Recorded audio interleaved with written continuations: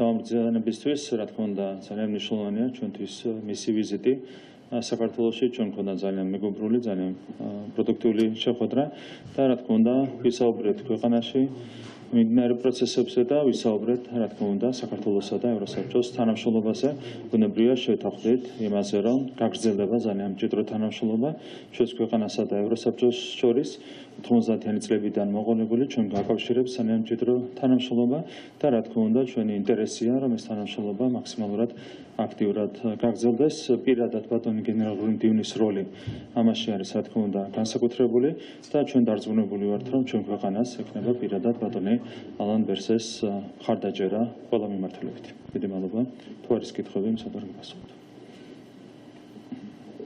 მოგესალმებით, ნინო არღლიანი, ტელეკომპანია იმედი. ბატონ პრემიერო, დავიწყებ ამ შეხვედრით.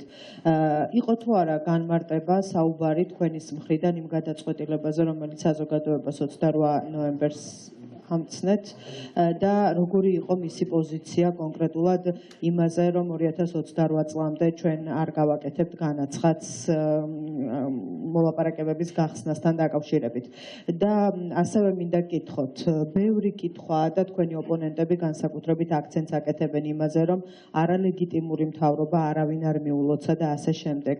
ეს შეხვედრა ასრულებს ამ ტიპის განცხადებებს თქვენი შეფასებით? თვითონ შეხვედრის დეტალებზე მე რა თქმა უნდა ვერ ვისაუბრებ, გამომდინარე იქიდან რომ შეხვედრა წარიმართებოდა დახურულ ფორმატში, თუ ბატონ ალენს ექნება სურვილი რომ თავად განმარტოს დეტალები, რა თქმა უნდა მას თავისუფლად შეუძლია ამის გაკეთება, მაგრამ შეხვედრა იყო დახურული და აქედან გამომდინარე დეტალებზე ვერ ვისაუბრებ. ერთ-ერთი რაც შემიძლია გითხრათ არის ის, რომ ჩვენ ვესაუბრეთ, რა თქმა უნდა, გენერალურ მდივანს, ჩვენ გადაწყვეტილებასთან დაკავშირებით განვმარტეთ, რა თქმა უნდა, ჩვენი გადაწყვეტილების მიზეზები, რაც შეეხება მის რეაქციას, ამაზე, რა თქმა უნდა, მან თავად უნდა ისაუბროს, თუ ექნება გენერალურ მდივანს ამის სურვილი. კიდევ ერთხელ ვიტყვი, რომ შეხვედრა დახურული იყო და ამიტომ დეტალებზე ჩვენ არ გვაქვს საუბრის უფლება. რაც შეეხება მთლიანად ვიზიტის შინაარსს, ამაზე ჯობია რომ საზოგადოებამ გამოიტანოს საკუთარი დასკვნები, ახაც მოვერიდები რაიმე კონკრეტული განმარტების გაკეთებას. სპეკულაციებს ლეგიტიმაციაზე არ უპასუხებთ? ზოგადად სასურველი იქნება, რომ ასეთი სპეკულაციები არ განივრცოს პირველ რიგში ქვეყნის ინტერესებიდან გამომდინარე. სპეკულაციები არ შედის ჩვენი ქვეყნის ინტერესებში. სხვა თემებზე გადავალ, თქვენ შეთავაზებაზე, დიალოგზე, იყო თუ არა გამოხმაურება ვინმეს მხრიდან, ან ხომ არ იგეგმება ასეთი შეხვედრა უახლოეს დღეებში? სამწუხაროდ არა, უკვე დაახლოებით 2 კვირაა, როგორც მოგეხსენებათ, ჩვენ ვადასტურებთ საკუთარ საუბარს დიალოგისთვის.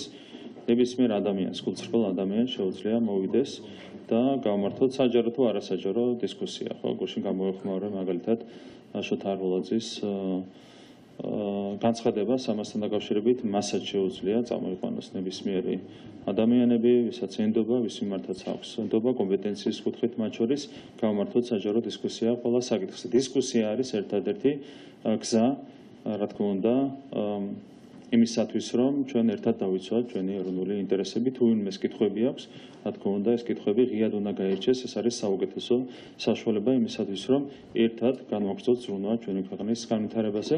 ჩვენი მხრიდან კვლავაც შემიძლია დავაფიქსირო ღიაობა ნებისმიერ ფორმატში ასეთი დისკუსიისთვის.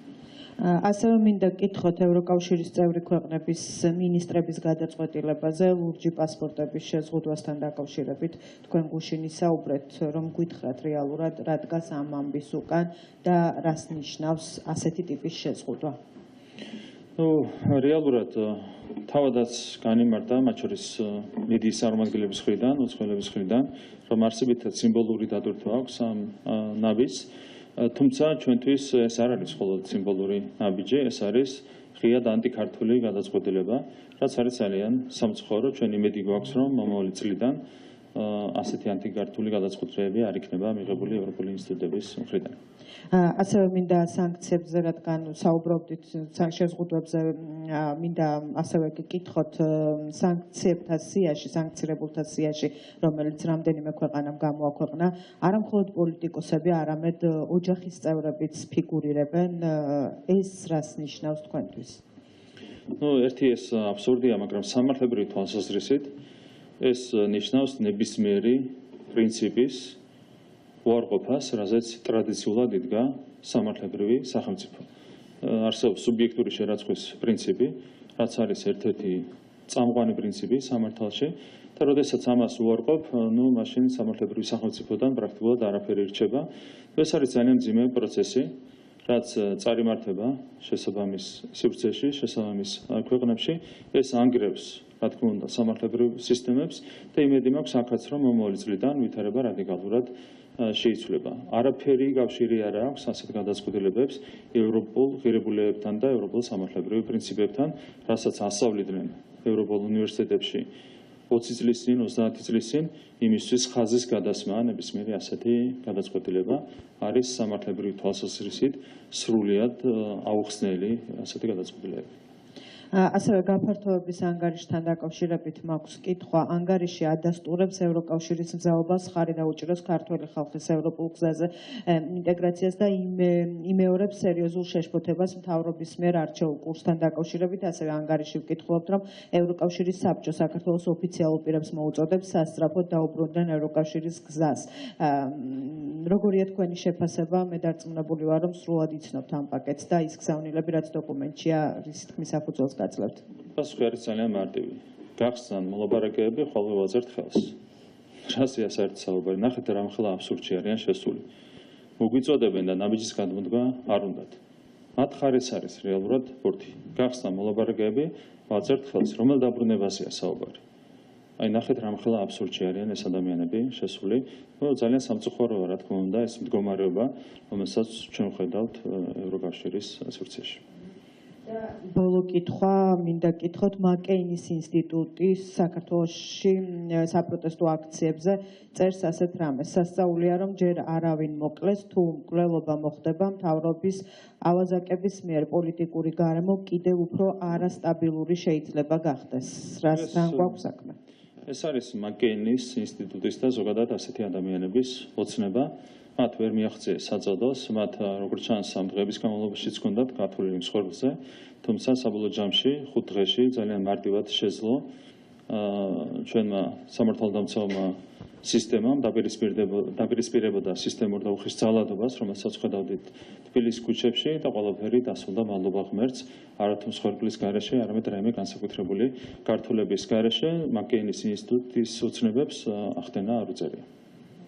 მოგესალმებით, სალომე უერთაშვილი, რუსთავი 2. ბატონო ირაკლი, მე გითხავთ სალომე ზურაბიშვილის ევროპარლამენტში სიტყვით გამოსვლასთან დაკავშირებით. პირველ რიგში რა სიგნალია ის, რომ ის ევროპარლამენტშია სტრასბურგში და ამის პარალელურად მაინტერესებს მის განცხადებას. თქვენ როგორ შეაფასებთ, როდესაც ის ამბობს, რომ ჩვენ თქვენგან ველოდებით მხარდაჭერას, პირველ რიგში პოლიტიკურ მხარდაჭერას. სალომე ზურაბიშვილი აღარ არის საინტერესო, ორი კვირაც აღარ აქვს მას დარჩენილი პრეზიდენტის თანამდებობაზე 29 დეკემბრიდან მთლიანად დაკარგავს უკვე აქტუალობას, შესაბამისად მის ამ აქტივობებზეც არ მინდა განსაკუთრებული აქცენტის გაკეთება. და კიდევ ერთი შეკითხვა ეხება იმ განცხადებებს, რომელიც გააკეთეს იტალიის, ესპანეთის და რუმინეთის საგარეო უწყებებმა. ისინი ამბობენ, რომ მათ სრულად დაუჭირეს მხარი საგარეო საქმეთა საბჭოს 2 დღის წინ მიღებულ გადაწყვეტილებას. ამაზე რა შეფასება შეგიძლიათ თქვენ გააკეთოთ? მადლობა ამ შეკითხვისთვის. თქვენ იცით, რომ ამ თემას მოყვა სპეკულაციები, მე გავაკეთე გუშინ განცხადება, 5 ქვეყანას გადავხადე მადლობა ქართული ხალხის მიმართ ხარდაჭერისთვის და გუშინ აქედან 3 ქვეყანა ჯიუტად ამტკიცებდა, რომ ქართული ხალხის მიმართ ხარდაჭერა მათ აზრადაც არ გაუვლიათ. სინამდვილეში თქვენ შეგიძლიათ ნახოთ მაგალითად ქალბატონი კაია კალასის განცხადება, სადაც ის ამბობს, რომ უნგრეთი, სლოვაკეთი, ლუქსემბურგი, მე არ მიხსენებია სამწუხაროდ ლუქსემბურგი და ლუქსემბურგსაც ეკუთვნის როგორც ჩანს მადლობა თუ არ უარყოფენ საკუთარ პოზიციას, მადლობა ეკუთვნით ქართული ხალხის მიმართ ხარდაჭერისთვის. კაია კალასმა განაცხადა, რომ იყო უნგრეთი, სლოვაკეთი, ლუქსემბურგი და რამდენიმე სხვა ქვეყანა, რომელიც წავიდა სანქციების წინააღმდეგ და რა თქმა უნდა კიდევ ერთხელ მადლობა ამ ქვეყნებს მხარდაჭერისთვის.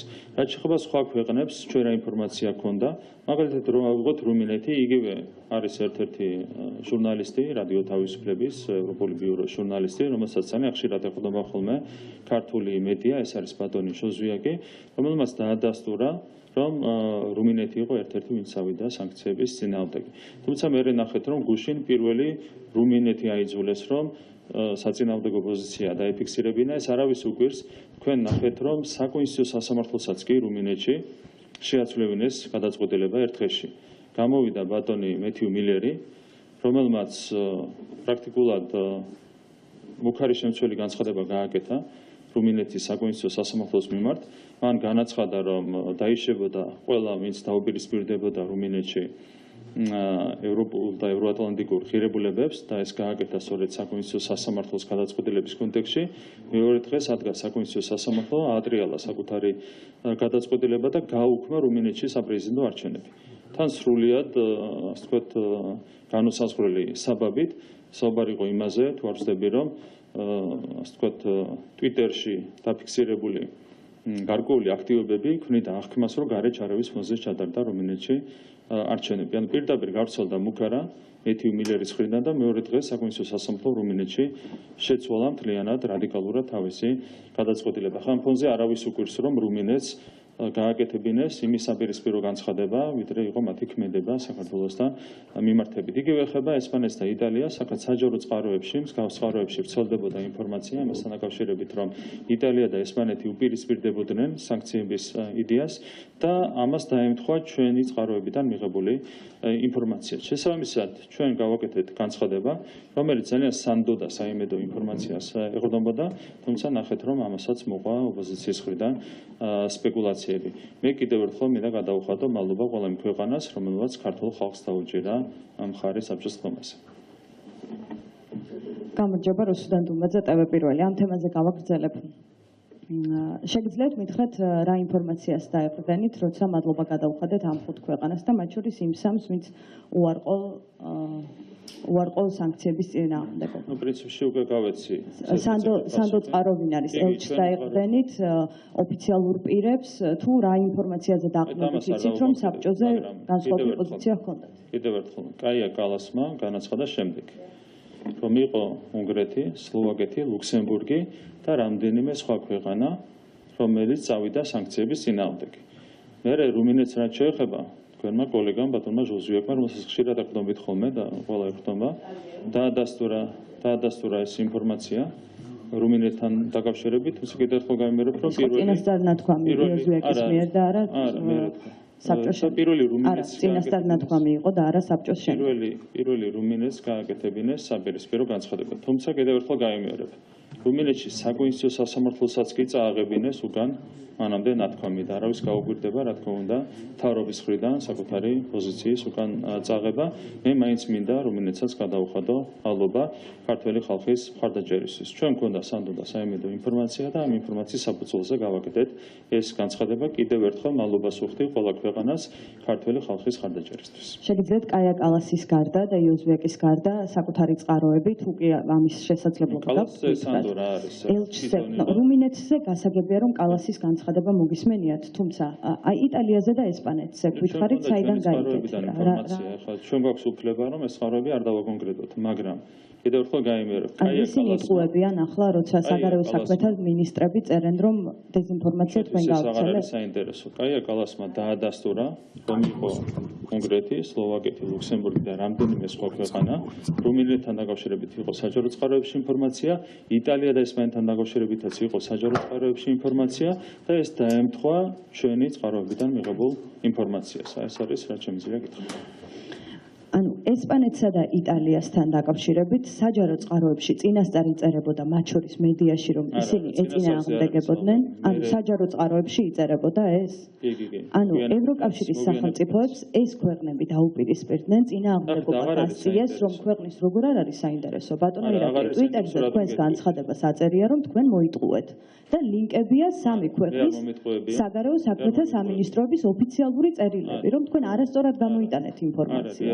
ამიტომ მინდა გკითხოთ, ნახეთ, თუ ეს ქვეყნები წინააღმდეგობას წევდნენ და დასანქცირების წინააღმდეგნი იყვნენ, ახლა საკუთარი თავის წინააღმდეგ მიდიან? კი, წნეხი განხორციელდა. ანუ ასეთი წნეხი თავად დაძლიეს, წინააღმდეგობა გაუწიეს და ახლა საკუთარი თავის წინააღმდეგ გამოდიან. ხო, წნეხის. და რატომ შეიძლება თქვენ დაგიჯეროთ, როცა 3 ქვეყანა ერთი და იგივე საუბრობთ, რაც იყო ფაქტი. თქვენი სურვილის მიხედვით შეგიძლიათ ამიჯეროთ ან არ დამიჯეროთ. ეს თქვენი გადასაწყვეტია, დემოკრატია. ანუ თქვენ ამბობთ, რომ ესპანეთი, იტალია და რუმინეთი დღეს ამ განცხადებებით იტყუებიან. არ მინდა მე ასე ვთქვა, არ მინდა ვთქვა, ამას გვაჯერებთ, ამას გვაჯერებთ. იყო წნეხი, რის გამოც მოუწიათ იმ პოზიციის უკან წაღება, რაც დააფიქსირეს საბჭოს. და ვის გამო? შეგიძლიათ ამას ტყუილი დაარქვათ, მაგრამ მე არ მინდა ამას ტყუილი დავარქვა. და რას დაარქვათ? არც ეს მათი არჩევანია, მათი გადაწყვეტილება, მათ შეუძლიათ ეს ასე გააკეთონ, მაგრამ ფაქტები არის ეს. ფაქტი არის ის, რომ მათ დააფიქსირეს სანქციების საპირისპირო პოზიცია, კიდევ ერთხელ მადლობა მათ ქართველი ხალხის ხარდაჭერისთვის, მერე მოუწიათ ამ გადაწყვეტილების სხვანაირად წარმოჩენა. ეს არის რა თქმა უნდა მათი გადაწყვეტილება. მე ამას ვერც ტყუილს ვერ დავარქმევ და ვერც ვერაფერს. თქვენ შეგიძლიათ დაარქვათ ამას ტყუილი, მაგრამ მე ამას ტყუილს ვერ დავარქმევ.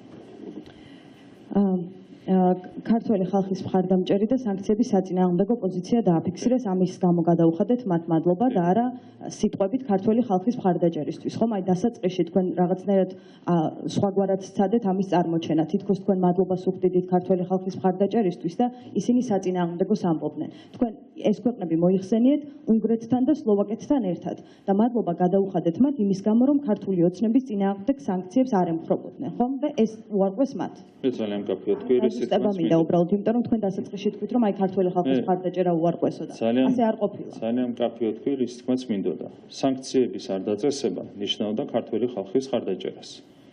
მათ შორის იმ პირველ რიგში 1,100,000-ზე მეტი ამორჩელის ხარდაჭერას, რომელმაც ქართულ ოცნებას მიცა ხმა ამარჩენებს. შესაბამისად, სანქციების არ დაწესება ნიშნავდა ქართველი ხალხის ხარდაჭერას. ძალიან მკაფიოდ თქვი, რის თქმაც მინდოდა.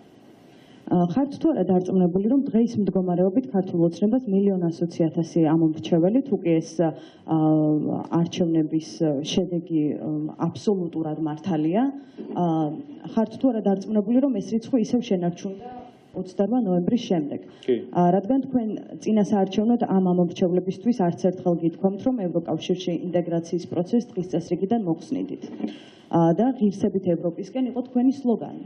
და ეს არის საპირისპირო თქვენს ამომრჩეველს. გეტყვით, გუშინ მოგვიტანეს ზუსტად სოციოლოგიური კვლევის შედეგები და ჩვენი რეიტინგი არის უცვლელი, ანუ იმეორებს იმას, რაც ჰქონდა ბოლო კვლევაში არჩევნების წინ. ეს ერთი.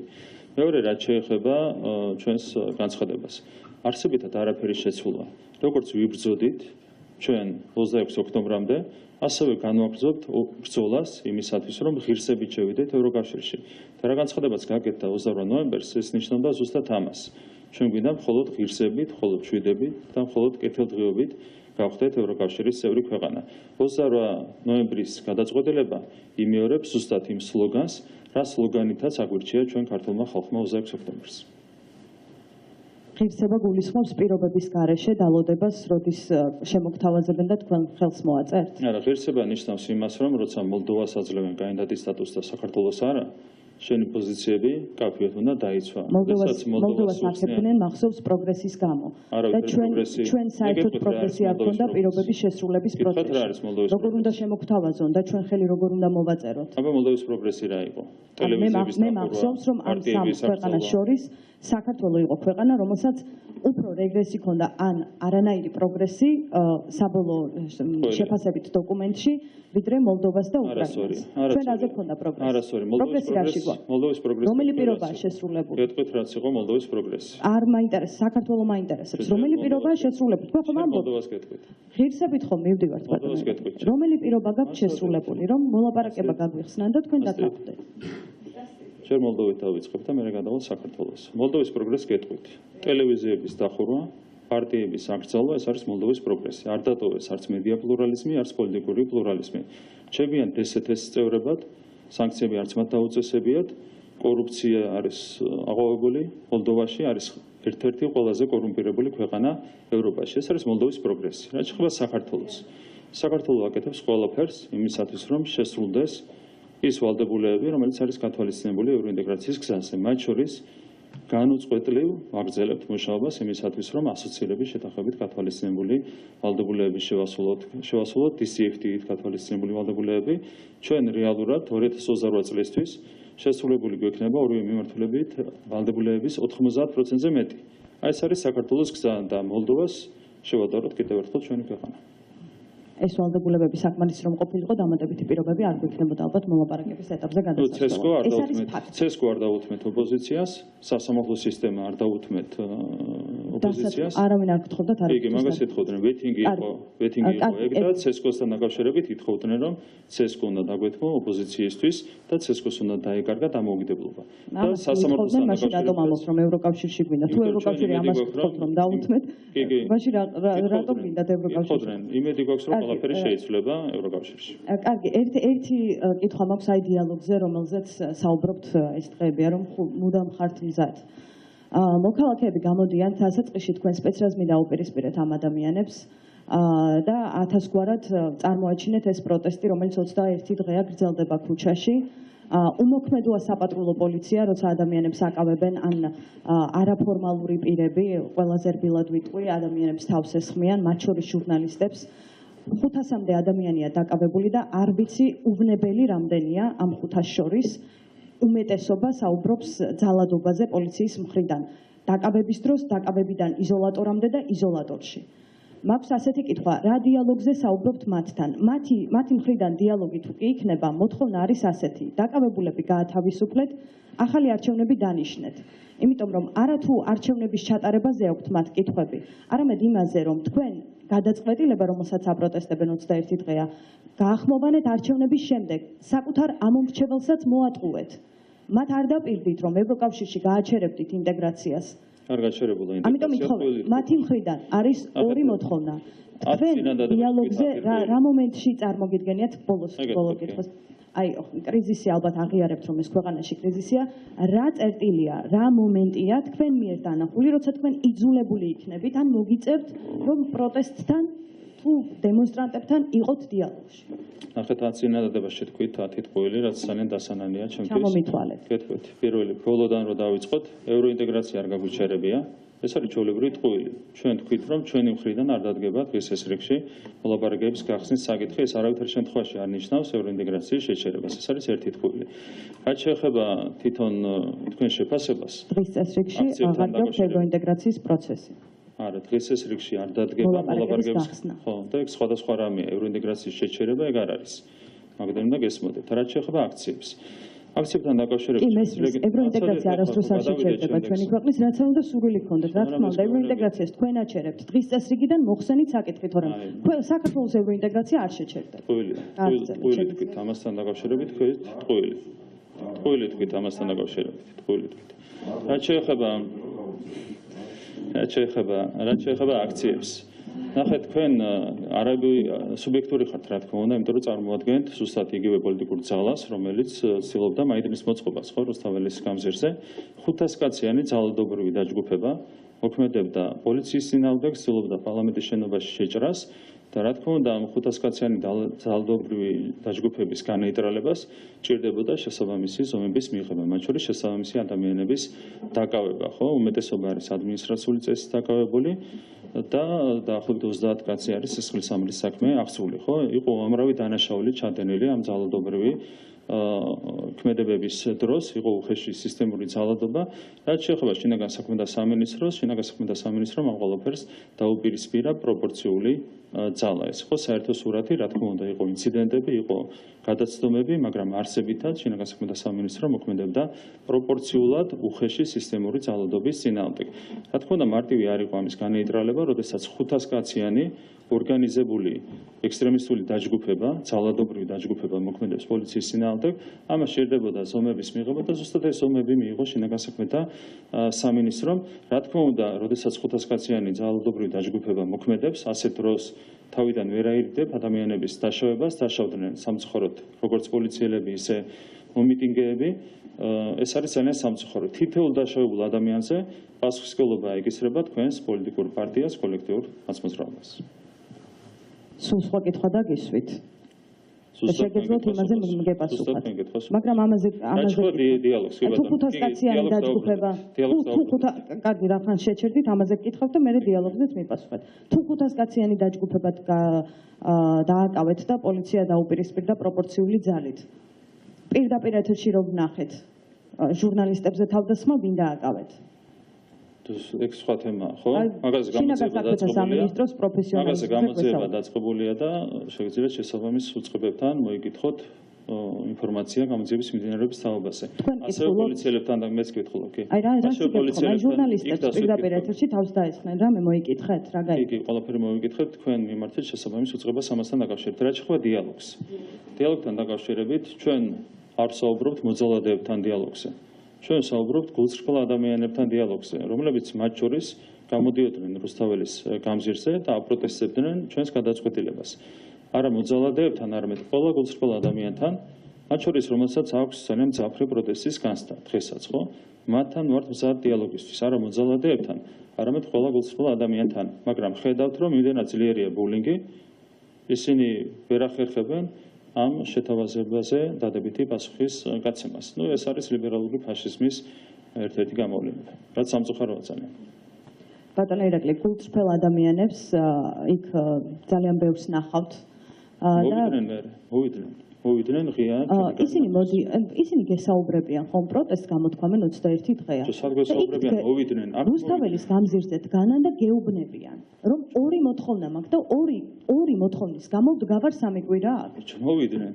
და მოთხოვნა აქვთ ეს თქვენი გადაწყვეტილების გამო დადგნენ ქუჩაში და ითხოვენ დაკავებულები გაათავისუფლეთ, ახალი არჩევნები ჩაატარეთ. ბატონო ირაკლი, რა უნდა გითხრან? მე რა დიალოგი უნდა წამოვიდეთ თქვენთან? ეს ხო არ არის მოვითხოვ და შეასრულე, ხო? კი, თქვენ გამოიწვიეთ პროტესტი, თქვენ შექმნით ეს კრიზისი. ერთი წამით. არა, კრიზისი თქვენმა ძალადობამ შექმნა 5 დღით შექმნით კრიზისს, ჩაგევარდათ მაიდანი და კრიზისი აღარ არის. ხო 1000 კაცის ვერ შეკრებეთ გუშინ 4 პარტიამ და 10-ზე მეტმა ყველაზე მდიდარმა NGO-მ. ანუ დამთავრებულია ეს ყველაფერი, მაგრამ ამ პირობებშიც კი ჩვენ ვამბობთ რას, როცა ითხოვ რაღაცას უნდა დაასაბუთო. მობრძანდნენ აქ მოთხოვნებით და დაასაბუთონ მოთხოვნები. ვიმსჯელოთ ამასთან დაკავშირებით. ამას ხო ალტერნატივა არ აქვს, დისკუსიას ხომ არ აქვს ალტერნატივა. რატომ არ მოდის? მოვიდეს 10 კაცი, გინდათ პირდაპირ ეთერში, გინდათ ეთერის გარეშე, როგორც უნდათ. აი რა უდგას ამას წინ? 10 კაცი მოვიდეს აქ. ღიან კარი მათთვის ნებისმიერ ფორმატში, საჯაროში, არასაჯარო. რატო ვერ მოდიან, იცით? იმიტომ რომ სიმართლე არის ჩვენს ხარეს. ვიცით რატომ არ ხდება ეს პროცესი, ვიცით, რაც თქვენ კითხულობთ, ჩვენ ასევე კითხვებს ვსვამთ მათთან. როცა მოქალაქეებს, ვინც გამოხატავენ პროტესტს და მათ ქართული ოცნება ესაუბრება მხოლოდ ერთი ენით, ძალადობის ენით, როცა ადამიანებს აკავებენ, ასახიჩრებენ, როცა ჟურნალისტებს ძალადობენ, ეს არის თქვენი დიალოგის ენა მათთან და შესაბამისად მათ ვერ წარმოუდგენიათ თქვენთან რაიმე დიალოგი გარდა მოთხოვნების წამოყენების. მათ არ წარმოუდგენიათ, რომ თქვენ რაიმე პროცესში ახლო მათ მიმართ თქვენი პარტიის სახელით ისაუბრეთ, მაგრამ ხალხის სახელით რატო საუბრობთ? აი, აბსოლუტურად ხალხის სახელით საუბრობ, 3 კვირა ამ ხალხს ვესაუბრები მხოლოდ. ამიტომ ვცდილობ, რომ მათი პოზიცია გავახმოვანო. დემოკრატიული წესით აგირჩიეს ეთყობა და ხალხის სახელით საუბრობთ, ხო? არა, მათ ვისაც ვესაუბრები, იმათი სახელით ვესაუბრებით. მარტივად არის საქმე. როცა ადამიანი ძალადობს, იმას უპირისპირებს ძალას და ეს მოხდა ზუსტად რუსთაველის გამზირზე, ხო? შინაგანსაკუთრებათა სამინისტრომ მოძალადეებს დაუპირისპირა ძალა. ვინც არ ძალადობს, იმათთან ჩვენ ვართ მზად დისკუსიისთვის. რა არის აქ გაუგებარი და რა უდგას ამას წინ? თუ გონიათ, რომ მართლები არიან. რატომ არ მოდიან, რატომ ვერავინ ვერ გაბედა? აქ მე შოთა არველაძე ვახსენე კიდევ ერთხელ. დიდ პატივისცემ, როგორც ფეხბურთელს, იყო გამორჩეული ფეხბურთელი, ხო? საქართველოს ნაკრებში. თქვა მან, რომ აი არავინ არ ესაუბრება ხელისუფლებიდან ხალხს. მოვიდეს თვითონ შოთა არველაძე. დიდი პატივისცემით ვიმეორებ ამას. წამოიყვანოს ვის კომპეტენციაშიც არის დარწმუნებული. 10 კაცი წამოიყვანოს. ვის აი რატო არ მოდიან? თან თქვა მანამდე თქვა სინანულით, რომ ვერ ჩახვიდეთ ამ ადამიანებთან. ახლა ისეთი პროტესტია, რომელსაც არ ყავს ორგანიზატორი, არ ყავს ინიციატორი. ორგანიზატორი არ ყავს, როგორც კი შევედი. არ ყავს არც წამყვანი და არც ის, ვინც დაანონსებს, რომ დღეს პროტესტია. ადამიანები თავისით იკრებებიან და შეიძლება ვერც მოხერხდეს რამდენიმე ადამიანის შერჩევა. იმდენად ჭრელია ეს ხალხი. 1000 კაციც არ არის. ვერ ჩახვიდეთ მათთან, გაიარეთ. ნახე, იცით რა ფიქრები აქვთ და რა აზრები აქვთ ამ ადამიანებს. ისინი მართლა წუხან, ბატონო ირაკლი. და ისაუბრონ, აი რა დგას წინ 10 კაცი მოვიდეს და ისაუბროს. თქვენ ჩადით და ისო ხომ მართალი ხართ. ნახეთ 1000-მდე კაცი იყო გუშინ შეკრებილი და აქედან 100 კაცი ტელევიზორში რო ნახავდი პარტიული სახე იყო. პარტიული სახეები იყვნენ 100 კაცი მინიმუმ რაც მე ვიცანი ამ 1000-დან. სადღაც ჩავიდე, ვისთან ჩავიდე, ლევან ხაბეიშვილთან ჩავიდე თუ სოფო ჯაფარიძესთან თუ ვისთან ჩავიდე, რა უნდა იმას რა ქვია ამ ხალხს რა ქვია ასეთი ტიპის აქციაზე თუ მართლა გულწრფელი აქციაა, ხო? 1000 კაცია შეკრებილი და აქედან მინიმუმ 100 რას დაუთვალე პარტიული სახე იყო. ამიტომ კიდევ ერთხელ ვიმეორებ. ამიტომ კიდევ ერთხელ სათქმელად ვამბობ ამასაც რა გინდათ. ამიტომ ნახეთ როგორ არის. რა უდგას წინ დისკუსიას. ხო მარტივი რაღაცაა. ვამბობთ რომ მოვიდეს 10 კაცი, 12 კაცი, 7 კაცი, რამდენიც უნდათ. ვინც უნდათ. რა ფორმატშიც უნდათ, საჯარო, არასაჯარო, დავილაპარაკოთ ადამიანურად ნებისმიერ საკითხზე, იმიტომ არ მოდიან. რომ ძალიან კარგად იციან ყველაფერი. სიმართლე არის ჩვენს მხარეს და არა მეორე მხარეს. ეს არის რეალობა არჩევნებთან დაკავშირებითაც და ყველა სხვა საკითხთან დაკავშირებითაც, ევროინტეგრაციის თემასთან დაკავშირებითაც. გამარჯობა, პირველი არხი მანიმენტევაძე, მოიცემ ევროპარლამენტში პრეზიდენტის გამოსვლას დაუბრუნდები, სალომე ზურაბიშვილმა სიტყვის გამოსვლის დროს საქართველოში მიმდინარე მოვლენები 1921 წელს შეადარა და ამასთან განაცხადა, რომ საქართველოში 26 ოქტომბრის არჩევნები სისტემურად გაყავდა, ეს ქართულ ოცნებამ დახვეწილად გააკეთა, ამბობს პრეზიდენტი და პროცესი დაიწყო კანონმდებლობის შეცვლით. რა არის თქვენი პასუხი? არ ვიცი, ახლა აბსურდულია მის ყველა განცხადება, სალომე ზურაბიშვილი აღარ არის აქტუალური, რაღა დარჩა, კვირანახევარი დარჩა თანამდებობაზე. შესაბამისად, არის მძიმე ემოციური მდგომარეობაში, ვერ ელევა საკუთარ სკამს. მე ესე ადამიანის სკამს ეჭიდებოდეს პირველად ვნახე. ასეთი ემოციური დამოკიდებულება ჰქონდეს საკუთარი სკამის მიმართ, როგორც აქვს სალომე ზურაბიშვილს, მართლა პირველად ვნახე. ვერ ელევა საკუთარ თანამდებობას და შესაბამისად აქვს მძიმე ემოციური მდგომარეობა, კადრულობს ყველაფერ უკადრებელს. ეს არის რეალური შეფასება და დანარჩენი საინტერესო საერთოდ აღარ არის. 29 დეკემბრის შემდეგ, ინაუგურაციის შემდეგ მოვლენების განვითარებას როგორ ველოდებით, როგორც სალომე ზურაბიშვილი, ასევე ოპოზიცია არ აღიარებს არც საპარლამენტო არჩევნების შედეგებს და არც საპრეზიდენტო არჩევნების შედეგებს. თავი ის არის, რომ მათი რესურსები გავანულეთ. ძალადობრივი რესურსი, ყველანაირი რესურსი არის განულებული, აქედან გამომდინარე, რეალურად ვერანაირ ზიანს ვერ მიაყენებენ ისინი დემოკრატიულ პროცესს. მოხდება ინაუგურაცია, თანამდებობას დაიკავებს ახლად არჩეული პრეზიდენტი ბატონი მიხეილ ყავილაშვილი, გაგრძელდება საპარლამენტო მუშაობა, მთავრობა განაგრძობს საკუთარი პროგრამის შესრულებას, ეს იქნება ის პროცესი, რომელიც გაგრძელდება 29 დეკემბრის შემდეგაც. ბოლო კითხვას დაგისვამთ მარკ კეინის მისიის განცხადების სხვა ნაწილთან დაკავშირებით. ამ განცხადებაში საუბრობენ იმაზე, რომ საკმარისი არ არის სანქციები ამერიკამ და ევროკავშირმა კოორდინირებულად უნდა იმოქმედონ და არ უნდა მოხდეს მთავრობის ლეგიტიმაცია და აღიარება. ჯერ კიდევ არჩევნები არ იყო ჩატარებული, როდესაც მარკ კეინის ინსტიტუტმა დაანონსა არჩევნების დელეგიტიმაცია. ცხადია, რაც იყო მათი სცენარი და რაც იყო მათი მიზნები, პირდაპირ ჰქონდათ ასახული საკუთარ ანგარიში ჯერ კიდევ არჩევნებამდე მაიდნის სცენარი, რისი განხორციელებაც რეალურად დაიწყეს, ხო? ამ პერიოდის განმავლობაში და არჩევნების მეორე დღიდან დაიწყეს ქუჩების გადაკვეთა, გმირთა მოედანს გეტოვდნენ და ასე შემდეგ, ხო? ეს სცენარი, რაც ეწერა მარკ კეინის ინსტიტუტის ანგარიში, პირდაპირ ამოქმედეს რადიკალური ოპოზიციის და NGO-ების ხელით. ახლა საუბრობენ მსხვერპლზე, საუბრობენ სანქციებზე. ეს არის ყველაზე ექსტრემისტული ძალები, რომლებიც არიან საქართველოში ნეგატიური სცენარების განვითარებით დაინტერესებული. მე იმედი მაქვს, რომ გასაკუთრებით ამერიკის შეერთებულ შტატებში 20 იანვრიდან ბევრი რამ შეიცვლება, რადიკალურად შეიცვლება და საქართველოს მიმართ დამოკიდებულება იქნება არა უსამართლო, არამედ სამართლიანი. მოგესალმებით, ტელეკომპანია პოსტები ნუცაკორიშნაძე, ბატონო ირაკლი, საქართველოს ხელისუფლებამ სტრასბურგში მორგი გამარჯვება მოიპოვა, როგორი არის თქვენი შეფასება? ხო, ძალიან მნიშვნელოვანი საქმე იყო, თქვენ იცით, რომ კონკრეტული ადამიანები, აფხაზები ჯიოდნენ საქართველოს წინააღმდეგ და ასევე რუსეთის ფედერაციის წინააღმდეგ და მხოლოდ რუსეთის ფედერაცია გაამტყუნა სტრასბურგის სასამართლომ და მთლიანად გაამართლა საქართველოს სახელმწიფო ქართული მხარე. რა თქმა უნდა, გაიმარჯვა სიმართლე, მაგრამ ასევე უნდა ხაზი გაესვას იუსტიციის სამინისტროს როლს ამ საქმის მოგებაში. მადლობა მინდა გადაუხადო თითოეულ საჯარო მოხელეს, თითოეულ ადამიანს, რომელიც იცავდა ჩვენს ინტერესებს სტრასბურგის სასამართლოში, რომელთა დახმარებითაც საბოლოო ჯამში გაიმარჯვა სიმართლე. მარკ კეინის ინსტიტუტი გამოთქვამს უხელს, რომ მსხვერპლი არის, აი მაგალითად ამ ნაწილზე უფრო დამატებითი კომენტარი რომ გავაკეთოთ. ხო, ეს მათი რეალურად ოცნება იყო, მათ უნდათ მსხვერპლი ეხილათ რუსთაველის გამზირზე. ეს არის ზუსტად მაიდნის სცენარის გამეორება, თუმცა მათთვის დაგეგმილზე ადრე ჩაიშალა მაიდნის სცენარი, 5 დღის თავზე მთლიანად აღმოიფხვრა ძალადობა, განეითვალა ძალადობრივი რესურსი, შესაბამისად ყველაფერი დასრულდა არა ისე, როგორც ოცნებობდა მარკ კეინის ინსტიტუტი, არამედ ისე, როგორც ეს შედიოდა ქართული ხალხის ინტერესებში.